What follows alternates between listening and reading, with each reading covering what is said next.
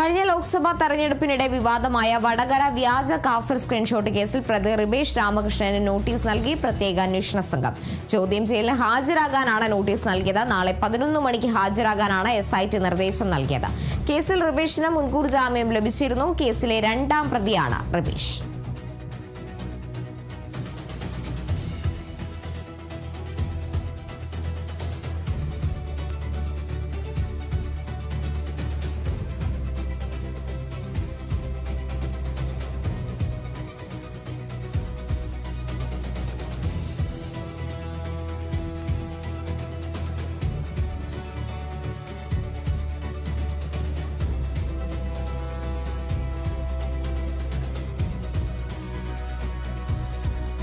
സ്ത്രീകളുടെ രാത്രി യാത്രയ്ക്ക് പിങ്ക് ബസ്സുമായി KSRTC സർവീസിന്റെ ഉദ്ഘാടനം ഇന്ന് തിരുവനന്തപുരം തമ്പാനൂരിൽ ഗതാഗത മന്ത്രി CP ജോൺ നിർവഹിക്കും.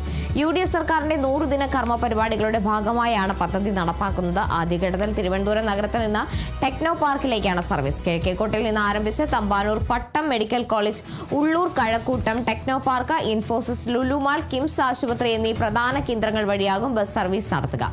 വൈകിട്ട് 6 മണി മുതൽ രാത്രി 10:45 വരെയാണ് സർവീസ്. രാത്രി 9 മണിക്ക് ശേഷം നഗരത്തിലെത്തുന്ന വനിതാ യാത്രക്കാർ, ആശുപത്രി ജീവനക്കാർ, സിനിമ കഴിഞ്ഞിറങ്ങുന്നവർ, ട്രെയിൻ മാർഗം തമ്പാനൂരിലെത്തുന്ന രോഗികളും കൂട്ടിരിപ്പുകാരും ഉൾപ്പെടെയുള്ളവർക്ക് ഈ സർവീസ് വലിയ ആശ്വാസമാകുമെന്ന് ഗതാഗത മന്ത്രി പറഞ്ഞു. തിരുവനന്തപുരം, എറണാകുളം ഡിപ്പോകളിൽ നിന്നുള്ള ഏറ്റവും പുതിയ ലിങ്ക് ഫാസ്റ്റ് പാസഞ്ചർ ബസ്സുകളാണ് പിങ്ക് സർവീസിനായി നിലവിൽ അനുവദിച്ചിട്ടുള്ളത്.